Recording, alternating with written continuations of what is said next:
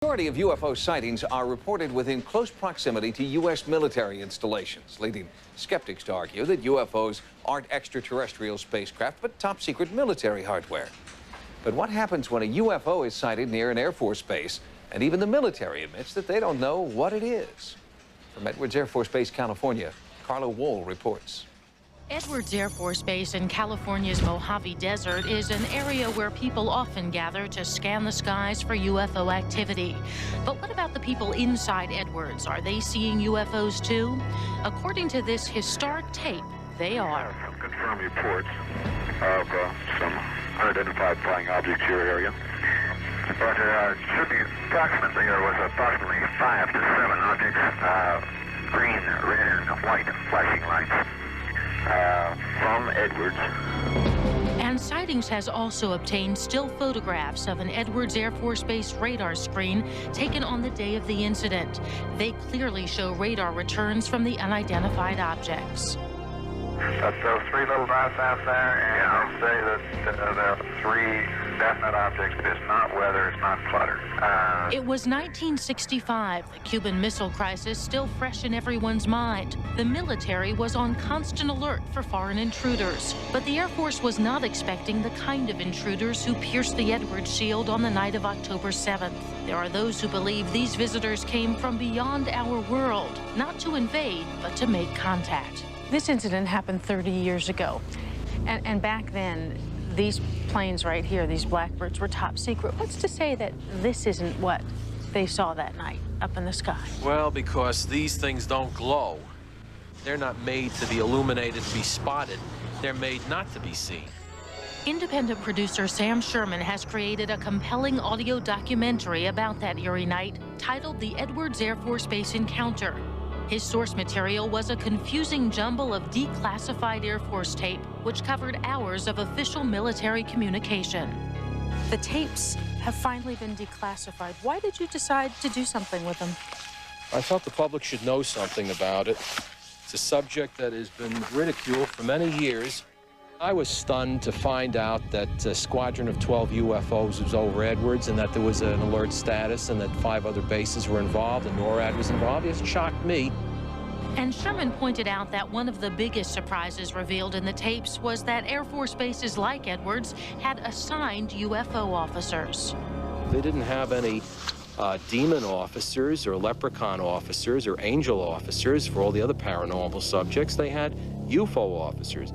Okay, they've finally gotten that UFO officer at Edwards Lieutenant, and he said yes, he would like to have a look. We're getting plenty of live data as visuals on these things. About 40 miles south of Edwards, several of them running.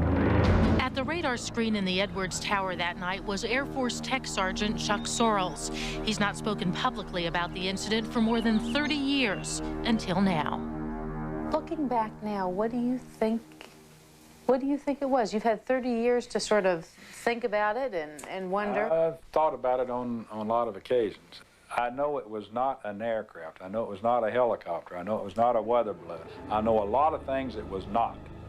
It was not anything that we know of as a flying object that could do the maneuvers that this did. And what it was, I do not know. Soon after Sorrells started his shift, he alerted his superiors to the mysterious objects hovering and darting about the base. Objects shown on this Air Force photograph of his radar screen.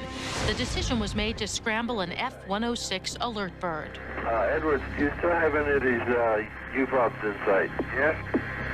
Okay, Tower, pick out one you want us to intercept, and we'll take a 0-1 in on him. The chase was on, but the pilot faced a formidable challenge. That thing is rising. Tower, how's things look now? He's low. Look, search high, search high. It doesn't search high. Search very high. The thing is rising. It's rising rapidly. We're at 40,000 feet. Still low. Search high. The F-106 pilot, when he went up there, did you think he ever had a chance of catching up? The way it rose, as fast as it went up in altitude and he passed under it at 40,000 feet, not a prayer. Not a prayer, not a chance. Was a mismatch. Oh, completely. There ain't no way he could have caught that thing.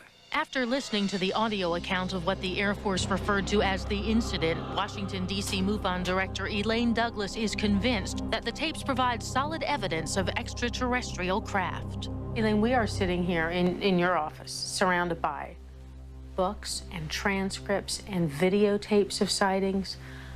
What about this particular audio recording impressed you so much? It's real. It's live. It's the U.S. government talking about seeing UFOs, lots of them, over a military base. Clearly, they're in airspace where the only things that are supposed to be in that airspace would be U.S. military aircraft, and they're not there. And because we have the tape record of it, we know that it really happened, and it cannot be denied by the U.S. government. Some people involved in the UFO community believe that these tapes, what happened to you that night, proves that UFOs exist. I don't dispute that, not in the least. I think what we're going to find out now, that the Cold War is over, that you're going to get more and more of these, what has been classified over the years, released, and they're going to be able to reach some kind of a conclusion as to what we have seen. Because sightings like these often lead to ridicule, Sorrells is relieved to learn after so many years that there are other eyewitnesses and hours of audio tape to back up his story. I don't like to be the only one saying you type thing. There's one point on that tape that struck me, and it's when you said, I don't want to be the only one seeing this stuff. Yes. You know, if you're the only guy in the whole world that saw this thing, then how in the world is anybody going to believe you? You know, I mean, you're the crazy. But if you get another half dozen people, it's not so bad. In fact, 700 international scientists and engineers were at Edwards that night. Many believe it was more than just a coincidence. They were there on Edwards for a conference at the time. And I've always kind of wondered, well, did they come there to put on a show for the scientists, or was they there trying to find out what the scientists were doing? I don't know. But it was just kind of strange that they decided to show up that night as opposed to some other night. Do you believe in UFOs, extraterrestrials? I think the possibility very strongly exists that, yes, there is something beyond what we know. Does it make any sense to you what it could possibly be? No, we're in as much of the dark night as you are. When Sightings contacted the Air Force for official comment on the Edwards incident, our investigator was told only that the documents in this report are characteristic of Air Force documents of the period. Beyond that, they have no official comment on the case. Friends, this was our today's video. We hope you loved the video. Well, if you did, please like the video and share it with your family and friends.